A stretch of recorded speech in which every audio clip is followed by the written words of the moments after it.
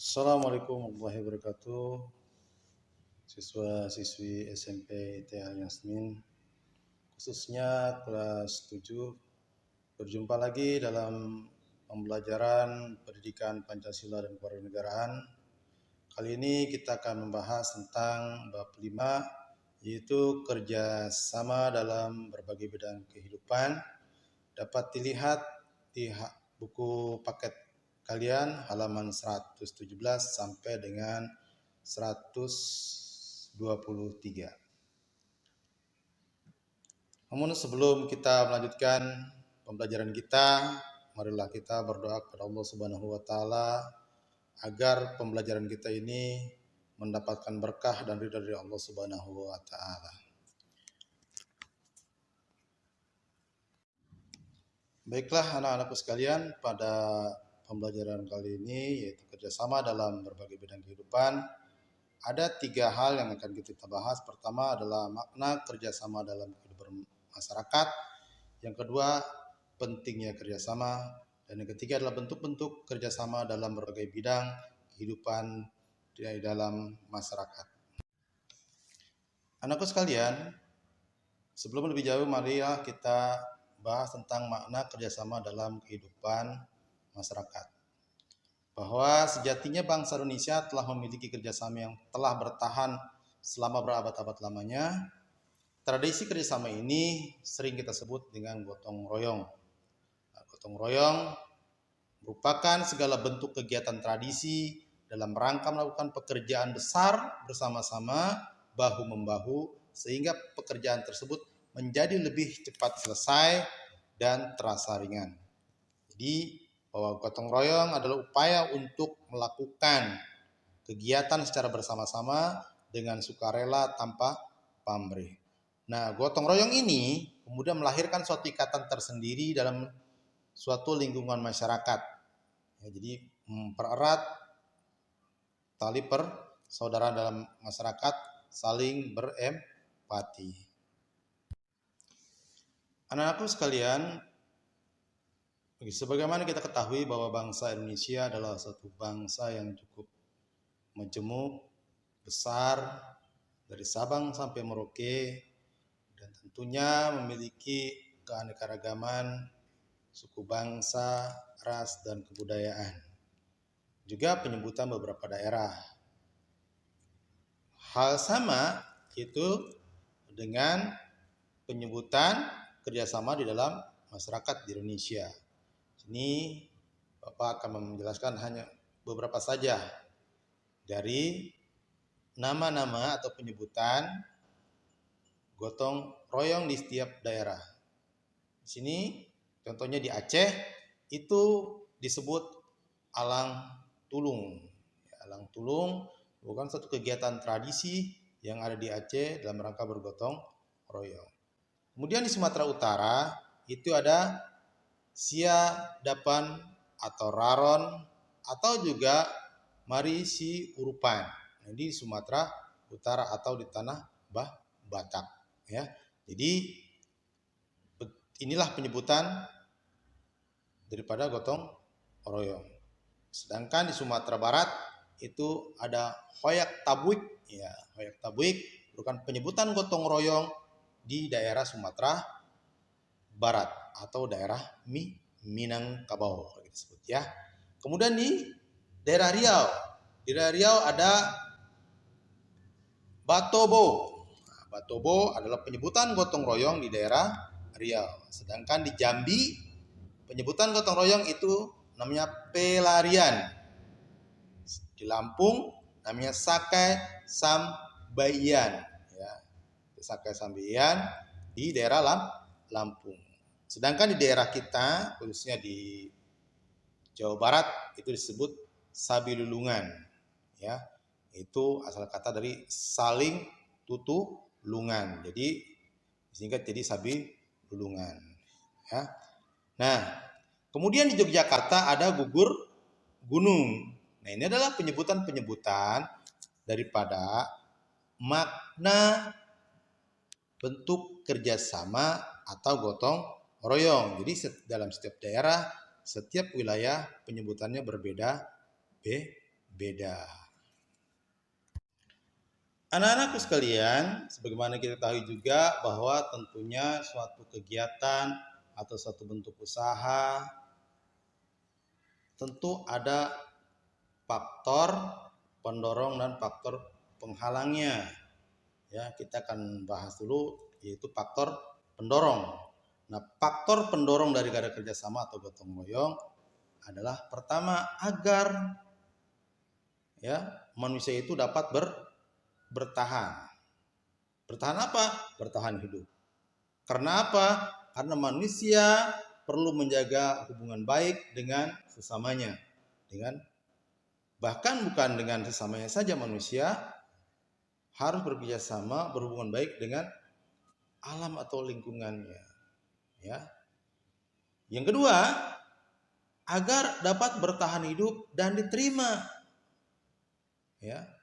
Jadi di samping bertahan hidup juga diterima, ya, diterima oleh siapa? Oleh manusia sekitarnya, oleh lingkungan anggota masyarakat lainnya.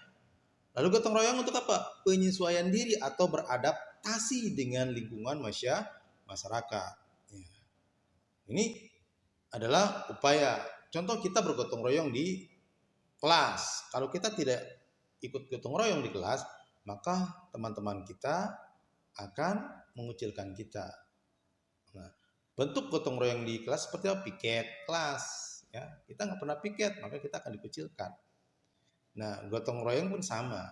Gotong royong adalah suatu bentuk upaya dalam rangka memberikan partisipasi kebersamaan.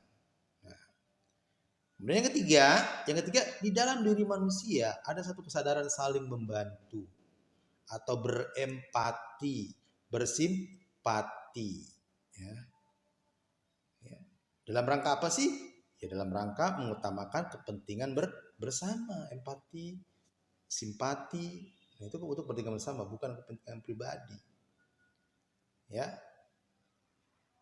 Nah, yang keempat, manusia memiliki kecenderungan untuk berkelompok. Ya. Homo socius.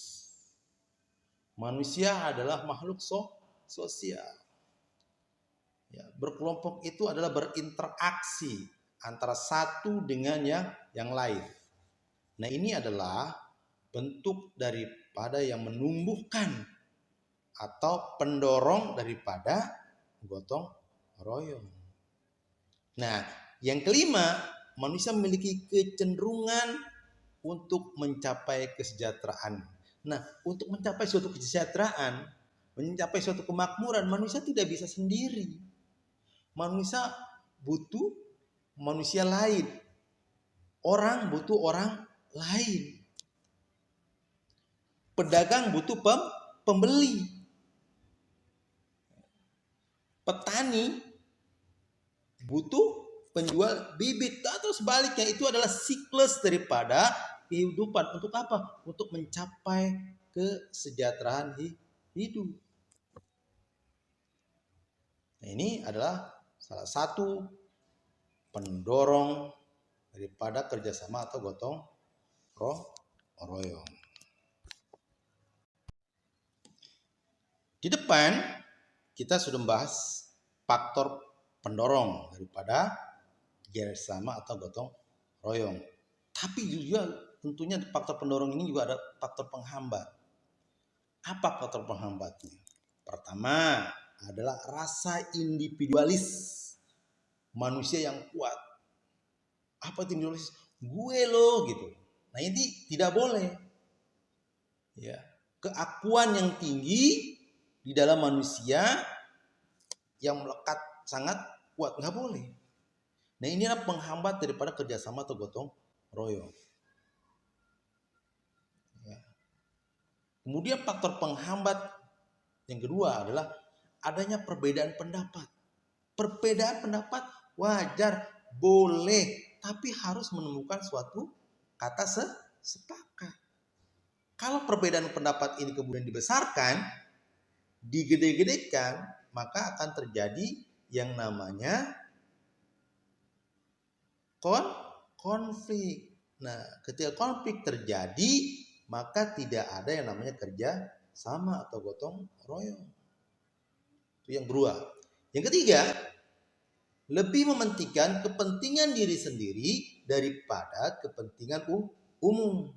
Mementingkan kepentingan diri sendiri,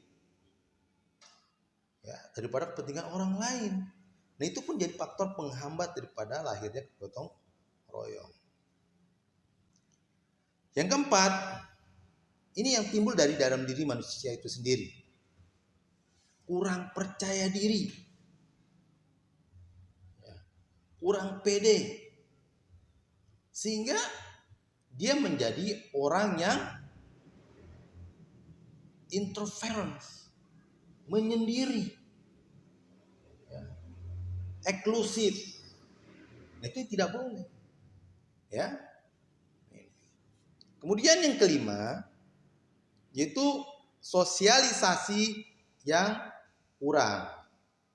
Ya, sosialisasi tadi sudah dibahas, itu tentang interaksi sosial. Itu kurang dekat dengan masyarakat, kurang dekat dengan kiri kanan. Ya. Itu tidak boleh. Ya, inilah yang menjadi penghambat daripada lahirnya kerjasama atau gotong royong. Jadi, anak-anak sekalian, faktor-faktor penghambat ini perlu kita kikis agar terlahir gotong royong. Nah, anak-anakku sekalian, sekarang kita akan bahas tentang apa? Hubungan antara gotong royong dengan nilai kebudayaan. Sebagaimana dijelaskan tadi bahwa gotong royong merupakan suatu akar budaya di dalam suatu masyarakat Indonesia yang sudah sejak lama ada. Ya. Sebelum adanya negara Republik Indonesia ini lahir pada tanggal 17 Agustus 1945, ya, bangsa kita, ya, Nusantara ini, ya, sudah memiliki rasa gotong royong. Nah, rasa gotong royong itu menjadi suatu budaya yang mengakar dalam suatu kehidupan masyarakat. Dan menurut Budiarto dalam bukunya Gotong Royong, suatu karakteristik bangsa Indonesia, menyatakan bahwa ada 4 konsep hubungan gotong royong dengan nilai kebudayaan. Ini pembahasannya secara universal. Pertama, manusia tidak sendiri dalam semesta ini. Ya, manusia hanya sebagian kecil dari alam semesta. Ya. Jadi yang diciptakan Allah Subhanahu wa taala di sini, di dunia ini, di alam semesta ini, bukan saja manusia. Ya. Nah, inilah ya. Maka ketika itu, ketika kita hendak mengembangkan dunia, kita butuh kerja sama atau gotong royong. Yang kedua, manusia pada hakikatnya tergantung dalam berbagai aspek kehidupan dengan sesamanya. Jadi manusia saling berhubungan, saling bergantung. Ya. Tidak bisa manusia hidup sendiri. Kalau dalam suatu negara itu isinya misalkan laki-laki semua, maka negara tersebut tidak akan pernah berkembang. Karena tidak ada yang melahirkan. Nah, oleh sebab itulah bahwa perbedaan laki-laki dan perempuan itu untuk melakukan suatu kerja sama. Perbedaan ras, clans itu untuk melakukan kerja sama. Negara Indonesia bergantung dengan negara lain. Kita sebagai anak bergantung kepada orang tua. Kita sebagai manusia, sebagai hamba Allah, maka bergantung kepada Allah. Nah ini jadi hidup manusia itu sebetulnya serba ketergantungan. Ya, anak-anak sekalian ini perlu dipahami. Nah, yang ketiga, manusia senantiasa berusaha untuk konfront, menyesuaikan ya, dengan sesamanya dalam komunitas, menyesuaikan dalam lingkungan masyarakat, dalam hal adanya prinsip-prinsip kesetaraan atau persamaan hak dan kewajiban.